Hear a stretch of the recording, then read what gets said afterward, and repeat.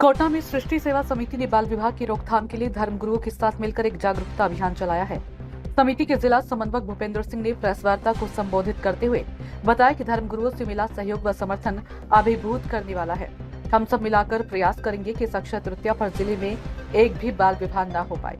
बाल विवाहों की रोकथाम के लिए विभिन्न धर्मों के विवाह संपन्न कराने वाले पुरोहितों के साथ अभियान चलाए जा रहे हैं।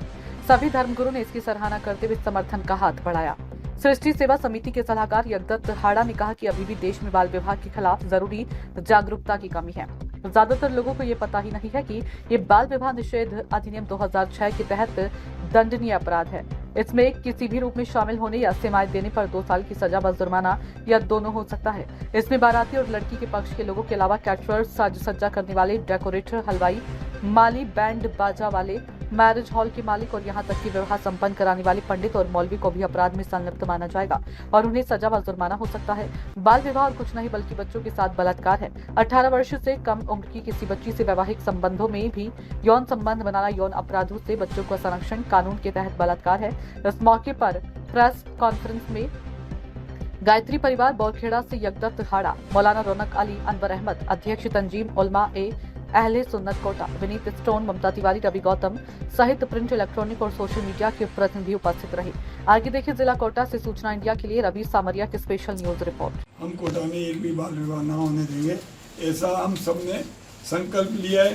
प्रयास करना हमारे हाथ में है, अब फल तो ऊपर वाला देगा।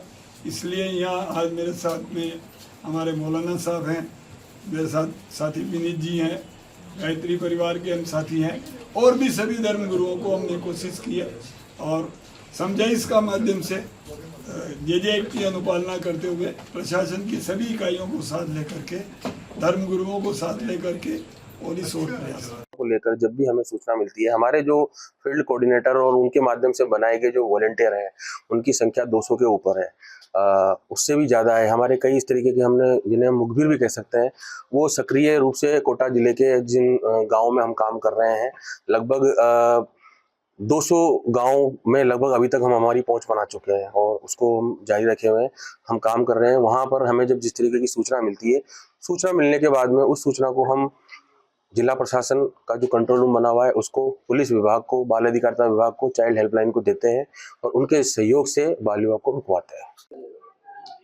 राष्ट्रीय विधिक सेवा प्राधिकरण के चीफ पैट्रन माननीय उच्चतम न्यायालय के मुख्य न्यायाधिपति महोदय श्रीमान संजीव जी खन्ना, राजस्थान उच्च न्यायालय के मुख्य न्यायाधिपति माननीय मुनिंद्र मोहन जी श्रीवास्तव, जिला एवं सेशन न्यायाधीश विधिक सेवा प्राधिकरण कोटा के अध्यक्ष श्रीमान सत्यनारायण जी व्यास और सचिव गीता जी चौधरी के निर्देशानुसार बाल विवाह को रोकने के लिए विशेष निर्देश जो हमारे को Rajasthan state legal aid authority से प्राप्त हुए हैं, उसके अनुसार विभिन्न समितियां गठित की हुई है।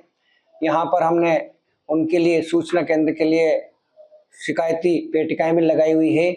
इसके अलावा जिला प्रशासन के साथ हमने जिला सभागार में सभी की मीटिंग भी आयोजित की गई थी, जिसमें घोड़े वाले, बाजा वाले, किचन वाले, रसोई वाले, पंडित, पादरी, मौलवी और धर्मगुरुओं को भी बुलाया गया था। सभी का हमारा प्रयास, सामाजिक संस्थाएं एवं एनजीओ को भी बुलाया गया था। सभी का हमारा प्रयास है कि बाल विवाह नहीं हो और बाल विवाह मुक्त भारत बने, जैसा कि माननीय प्रधानमंत्री महोदय श्रीमान नरेंद्र मोदी जी का भी आह्वान है कि विवाह मुक्त भारत होना चाहिए।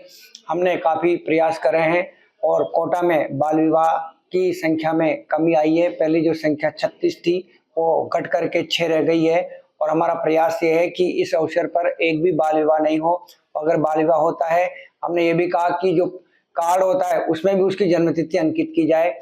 इस प्रकार के भी निर्देश जारी किए गए हैं और जन्मतिथि के लिए उनका आयु का प्रमाण पत्र, जन्म प्रमाण पत्र, 10वीं की मार्कशीट और आधार कार्ड, जन्मतिथि का कोई आधार नहीं होता। सम्मेलन में भी शपथ पत्र के आधार पर आयु का कोई प्रमाण नहीं माना जाएगा। इसके बावजूद भी अगर कोई बाल विवाह करता है तो न्यायालय से हम अस्थायी निषेधाज्ञा का प्रार्थना पत्र प्रस्तुत करके और निषेधाज्ञा के द्वारा भी बाल विवाह को रुकवा सकते हैं। इसके बावजूद भी अगर कोई विवाह होता है तो उसके खिलाफ FIR दर्ज करा करके और उनको जेल भेजा जा सकता है। ऐसी प्रक्रिया है। ये जो अपराध है ये नॉन बेलेबल ऑफेंस है। इसमें तुरंत FIR दर्ज करके और नहीं मानने पर पहले समझाइश की जाती है और नहीं मानने पर FIR दर्ज करा करके उनको अरेस्ट किया जा सकता है। धन्यवाद। Bhuvnesh Kumar Sharma, chief legal and defence council, विधिक सेवा प्राधिकरण कोटा।